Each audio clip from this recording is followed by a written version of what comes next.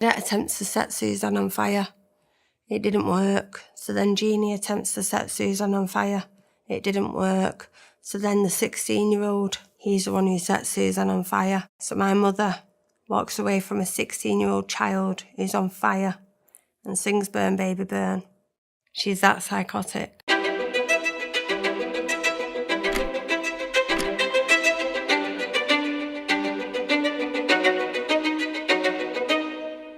Can you tell me where you were born and what your earliest memories of childhood are? Yeah, so I was born in Blackburn. I know Mum pretended that she was older than she was, so my mum had me at 15 years old. My dad had met her on a fair. He worked on a fair.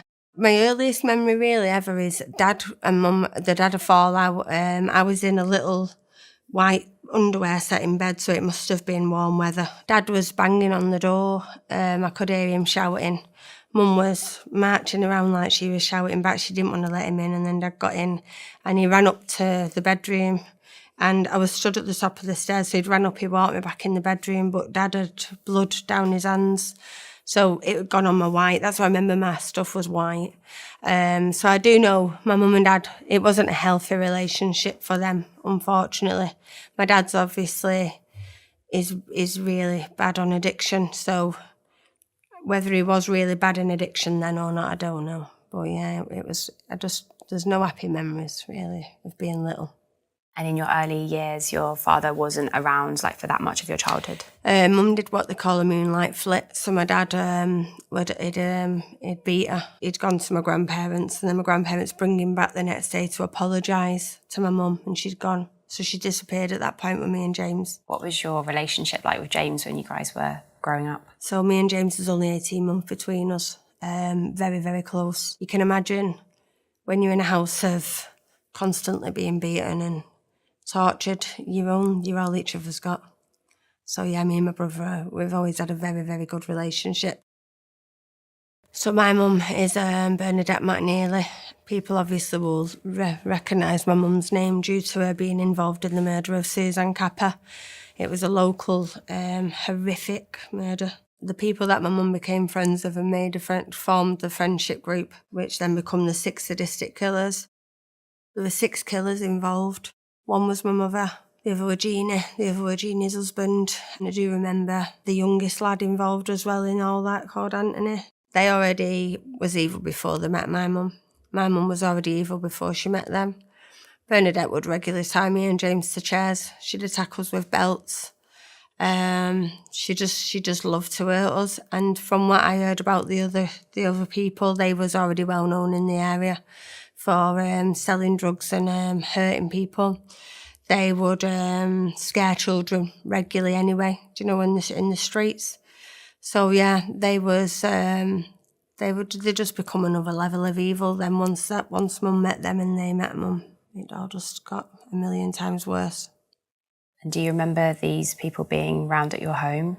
Yeah, I remember being around them. It was just the game playing from these people was absolutely next level.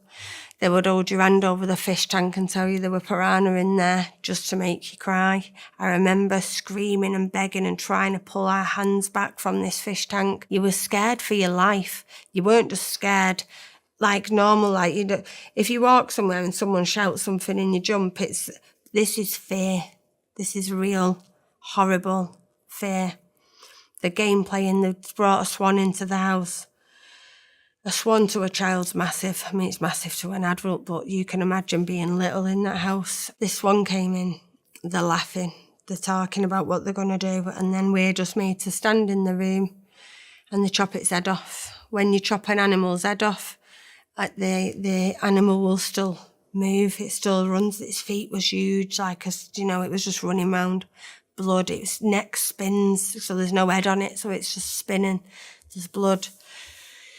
They just enjoyed every minute of causing that weird reaction from them children to be feared. As a mother, there were no protection, there were no love.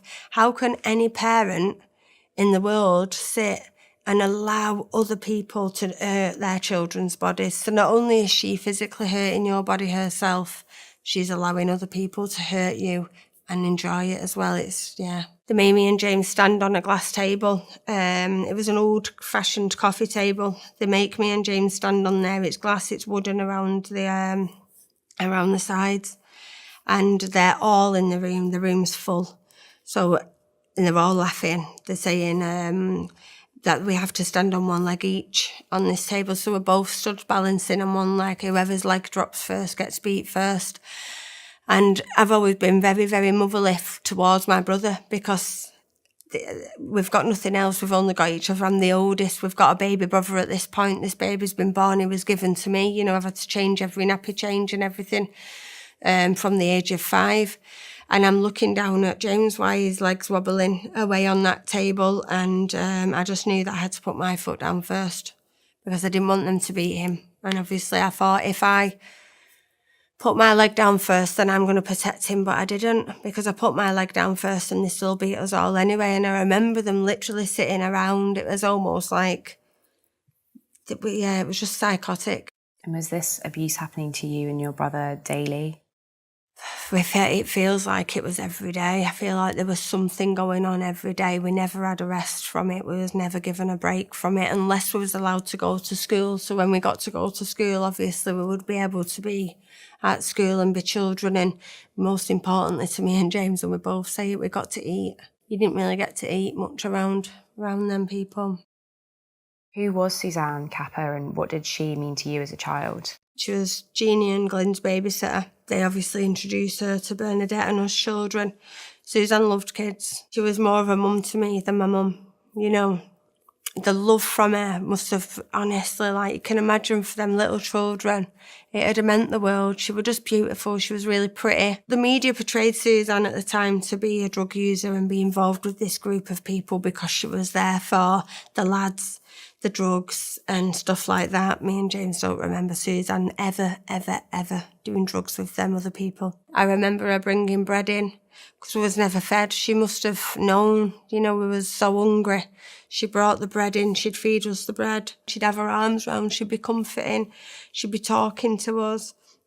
She was just beautiful, absolutely beautiful girl. And I think they was jealous of her pretty face. She was a teenager? Yeah, she was 16 years old. And how did your mother and Jean and the other adults in the house treat Suzanne? Horrible. Our last memory of Suzanne is Suzanne picking us up from school. I remember her passing me a note and it was sealed at the top. I don't remember if it was sealed with sellotape or whether it was stapled. And I always remember Suzanne had my mum's coat on. She'd pick me and James up from school. She'd give us a hug at the side of the road. She'd watched us cross over and then we look back and she waves, she smiles. She doesn't show any sign of fear at that time. Little do I know they'd already held Suzanne captive for 3 days. So they've already been torturing this girl for 3 days. But they released her from that house to pick me and James up from school. They had a lot of control over her. They had a lot of control over Suzanne, unfortunately. And she did. She picks me and James up from school and she runs up the street. She's waved at us. She's legged it. We've gone in with this note and then all hell broke loose. There was absolutely horrendous, like screaming shit. It just turned very toxic very quickly. What do you remember about Suzanne's murder? I just remember screaming. They've removed her hair. They've removed her fingernails. They've pulled her teeth. She's being injected, she's being drugged, they've shaved her pubic hair, they've sexually abused this girl. They've got her upstairs, tied to the bed frame, and they then remove Suzanne's body from the house in this car. They take her to Woodland. Bernadette attempts to set Suzanne on fire. It didn't work. So then Jeannie attempts to set Suzanne on fire. It didn't work. So then the 16-year-old, he's the one who sets Suzanne on fire. She, luckily, is incredible and manages to put her own body out. Let me just say, though, Bernadette walks away. So my mother walks away from a 16-year-old child who's on fire and sings Burn, Baby, Burn. She's that psychotic. But luckily, at that moment, Suzanne manages to put herself out. She manages to drag herself up an embankment and she is found by a dustbinman. I don't know whether he's on his way to work or on his way back from work, but yeah, that incredible man found her. Suzanne managed to stay awake long enough to tell the police what had happened to her, which is how they get all 6 killers, which is how they get all the evidence, and they know who's done what to that girl's body. I don't think she has a chance to tell them everything, because obviously you can imagine how poorly this little girl is. This beautiful little child would have been so poorly, but luckily she managed to make sure that the killers was caught. She was a strong girl. She was a beautiful girl. And she deserves to be remembered for that, and not for what they did to her. She deserves to be remembered for the girl who was there for them children, who brought them children that were so tortured, so traumatized, so abused. She brought them love. She brought us love.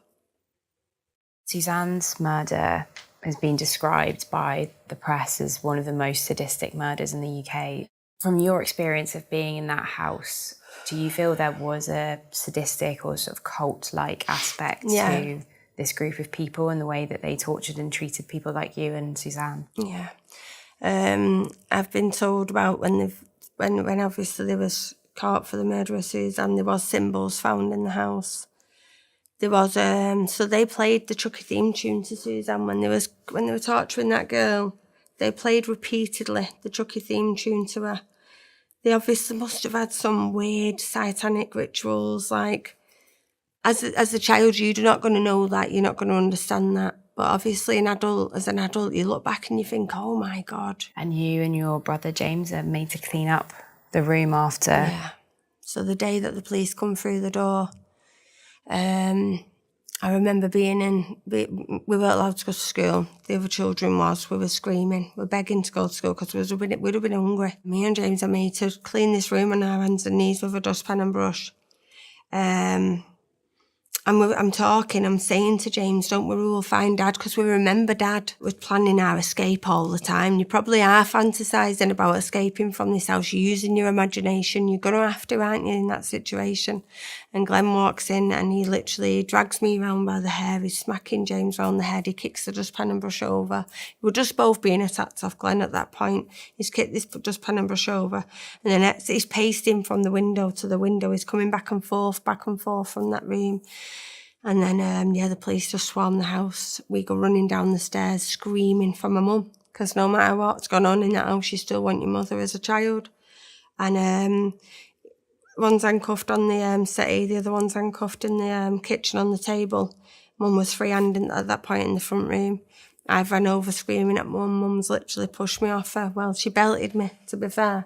And the ladies picked me up, put me on a hip. The baby's already with one, my little brother's already with another, and the other one's already got James. We're then waving. I have to wave them goodbye down the street. So you're literally just screaming then at the back of this police van, wanting your mum. Bernadette, your mother, she was jailed in 1993. Yeah. And then you lived with your father for a bit. Social services, I hadn't even checked that my dad's capable. My dad's always done drugs. So Dad's then, he's not allowed to work. He's got 3 children. So he's gone from being a hard-working man to being then with 3 children, a single dad to 3 kids. It was awful, because then Dad obviously was selling drugs, he was taking drugs, different people were coming and going. You was watching drug users, like, they strap their arms up, heroin addicts, with like a tube, and they'll bite it and then they'll inject. When they take that off, they drop to the floor. Heroin addicts, they drop on the floor. So it's petrifying, you're back then in this toxic environment. I used to lie on the settee in these why everyone was smoking, so they'd have foil and they'd burn whatever on the foil, and then black lines would go on the foil with the lighter. They'd be smoking. I used to sit with one eye open because I knew we weren't allowed to see it, because they wanted me to be asleep. I was that much of a polite child. I would pretend to be asleep while everyone were getting smacked up in that room. Yeah, it sounds like you did that and other things for your own survival. Yeah.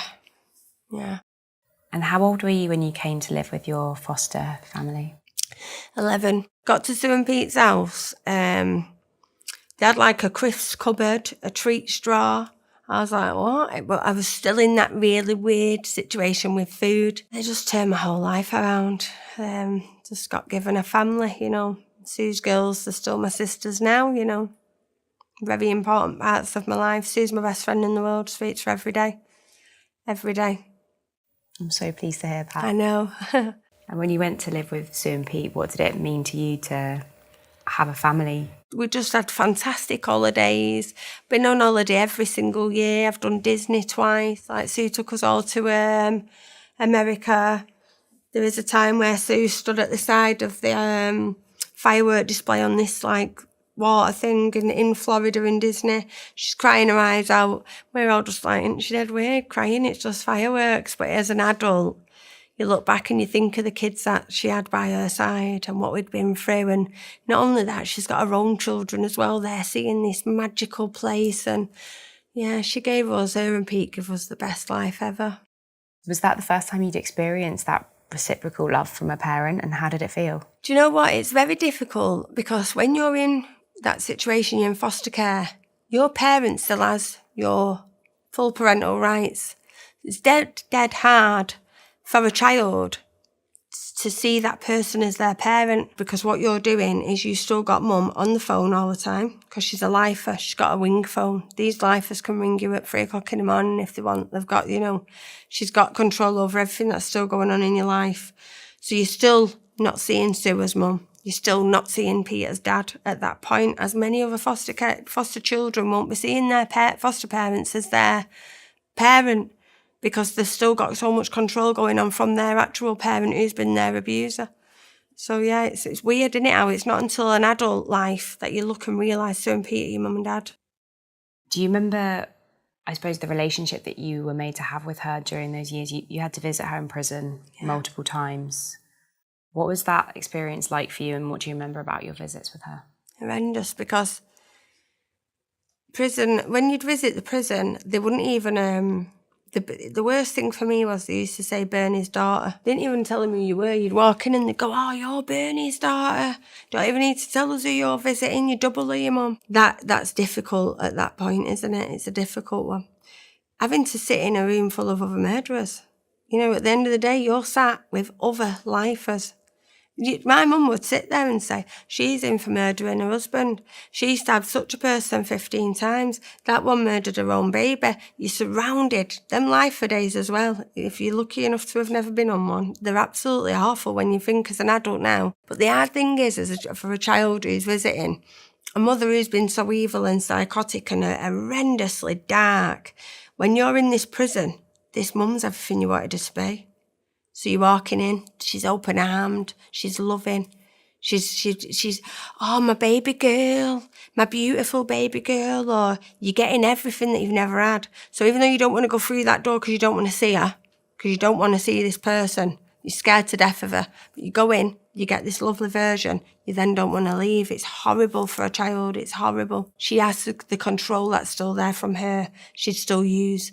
I remember when I went to dancing, Sue and Pete put me in dance class, so we used to go to like performing arts school, and everyone had the belly button pierced. I was desperate, please, and Sue said, we're going to have to ask your mum, we're going to have to ask your mum. She'd let me ring her myself. Mum, please, can I have my belly button pierced? No way. No way you're not having your belly button pierced. I was devastated, like, please, can I have the second hole pierced on my ears or whatever? She'd keep the control. You described that as almost like a continuous form of control over you. Massive. After all the abuse that she inflicts on you, she still had this control over your day-to-day life. She did. When I had Toby, when I had my boy, so obviously I fell pregnant with Toby at 17, I had him at 18, so I was still in foster care at that point. I still live with Sue and Pete. I actually went and visited her with Toby, which is dead weird now when I think about it. But the control was there. The control was massive, wasn't it? I was 18 when I had him, so she still had that say at some points of what was going on. And I passed him, and I don't know why. I was so timid, so shy. Didn't want to change his bum. Sue was with me on this visit. And I said to her, Mum, can you change him? And I let her take him, but luckily she took him to a glass room. Like the room was made of glass where she took him and she changed his bum. But yeah, the continued abuse for these children in the care system. It's vile, it's so cruel. And you mentioned that you became a mother yourself at 18. Yeah. How did it feel to become a mum, especially after your experience as a child? Very difficult.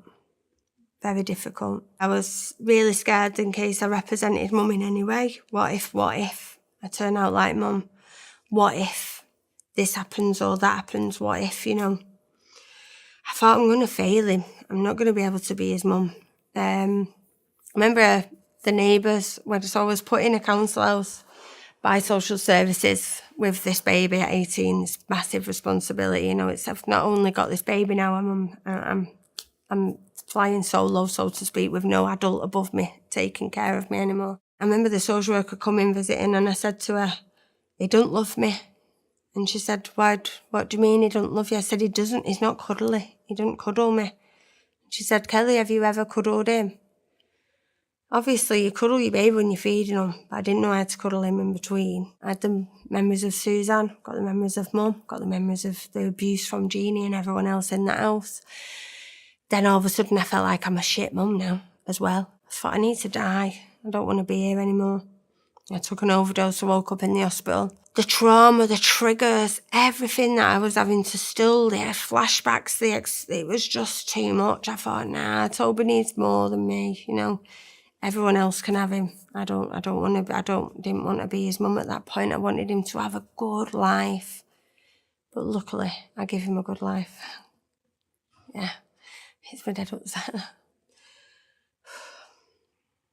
And he's a gorgeous boy as well, and so my girls, like, they're just, yeah, we've given them everything that I never had in life. Like, my kids are just so precious. Yeah, luckily I didn't die, and I've got to be their mum, and I'm nothing like my mother. I don't have a bad bone in my body. Drunken Kelly had gone on a bloody phone, and I rang her, and hearing her voice, it's weird, because you've grieved for this person. You've already tried to put this person to rest in your head, even though you can't put the horror and the memories. And I remember saying to her, "Mum," and she knew it was me. She always had like a dead soft-spoken voice, my mum, like. She sounded nice. She sounded like a nice person, like you would expect someone who's like evil to sound evil, but she didn't. She was soft, she was gentle when she spoke, and she just was like, "Kelly," and I said, "Mum, why? Why did you have to do this? Why did you have to choose this? Why did you choose to take her life and not be my mum?" She didn't even say sorry. She didn't say sorry. She never said sorry. She's never, ever, ever said sorry. That's weird in itself. People might think, well, would things be different if your mum did say sorry? But no, it wouldn't, because at the end of the day, she took Suzanne's life, so it wouldn't be different. I'm an adult, I'm a parent myself. I could never forgive that. But maybe it would have felt different in adult life if your mum would say sorry for doing everything and allowing them other people to do that to you. Maybe I'd have took something from that. I don't know. Kelly, why have you decided to share your story now? So I have always wanted to speak out, to be honest with you, for the last few years. We need to make a difference here. We need to help the kids of today and their mental health in the future. I needed to make people aware on a public scale that actually parents who physically and sexually abuse their children still keep their parental rights. There's not many parents out there who have beaten their children, who have even got a criminal record for beating them kids. So we just wanted to use our life experience to show people that this happens. Our mother is a murderer, not only just a murderer, a child killer, but yet she kept full parental rights over us. So we know how it feels to be them children. We know how it feels for the forced contacts to be happening, and we know that is continued abuse. I think it's so cruel, and the laws around that need to change. It seems like your early years, Kelly, you were really robbed of happiness. Have you managed to find happiness and joy now? Yeah, I have an amazing husband. I have amazing kids. I've got a gorgeous friendship group. I'm very loved, very lucky. Yeah, I live a beautiful life. James, what's your relationship like now as adults? Just beautiful. James is my, he's just, I'm so proud of him. I'm just so proud of him. And how he's come out of it all himself, and I'm just so proud that he's never got caught up in prison. He's never got lost in the world of destruction. We have both struggled in life. Luckily, we've never got addicted. We've never got lost in